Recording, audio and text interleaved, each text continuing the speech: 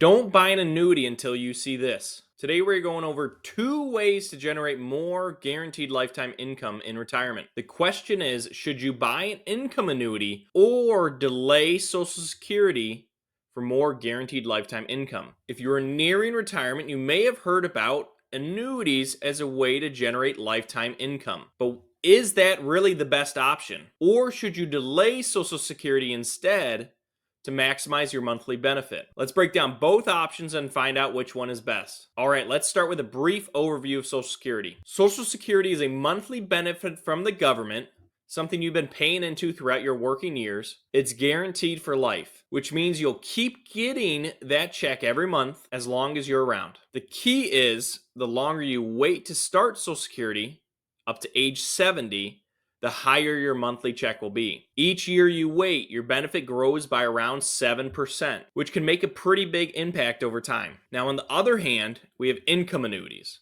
or technically, as they are called, single premium immediate annuities. Here's how this works. You pay a lump sum of money to an insurance company, and they pay you back every month for life, guaranteeing you that same check for life. It's simply buying yourself a pension. Now, both Social Security and income annuities give you stable income for life, but Social Security has a couple key advantages. First, it adjusts for inflation every year with a cost of living adjustment, or COLA, which means your income can keep up with rising costs. Second, only up to 85% of your Social Security benefit is taxable. That's not the tax rate, but is taxable. And some states don't tax Social Security income at all. Now let's find what the best choice is using an example. Meet Donald. He's 62 and has $500,000 saved up in his 401k. We're keeping this very simple on purpose. He's trying to decide between 3 options. The base case, he could start Social Security right now, which would give him around $2,000 a month, and use his 401k as needed. Option 2, he could take half of his 401k savings, so $250,000, and buy an income annuity that would pay him $1,500 per month starting now. He would then also still start Social Security right now, taking in about $2,000 a month from Social Security. So he would have what was called the traditional 3-legged stool, which is Social Security, pension, and retirement savings all together there. Pension is the income annuity here, but it's still 3 different spots he's taking from. And a quick tip here, if you're thinking about buying an income annuity, be sure to get one from an A+ or better rated insurance company. So if it's guaranteed for life, it needs to be actually guaranteed, which means A+ better rating. Moving on. For the third option, he could wait to take Social Security till age 67. If he waits, his benefit will grow to about $2,900 at 67. Obviously, it'll adjust for inflation. And he'd live off his 401k in the meantime for those 5 years, which I estimate is about $250,000. So I ran the numbers to see how each option would play out in Donald's retirement.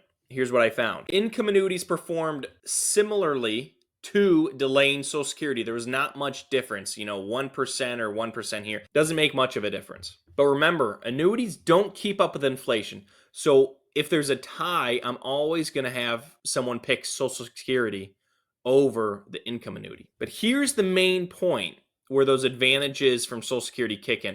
If Donald needs a higher income, like say $4,700 a month, delaying Social Security really shines. There becomes this massive divide in these probability of success scores between delaying Social Security and the income annuity option. This strategy clearly came out on top. One thing to quickly elaborate on when looking at this chart is I'm basing this on my software, right? And all we're using here, probability of success scores, is to compare the two, which plan is best, right? Because we want Donald to go through retirement and have a high probability of success. And so all we're doing is comparing which one gives you the higher probability of success. We're not talking about ending net worth values or highest attainable spending amount.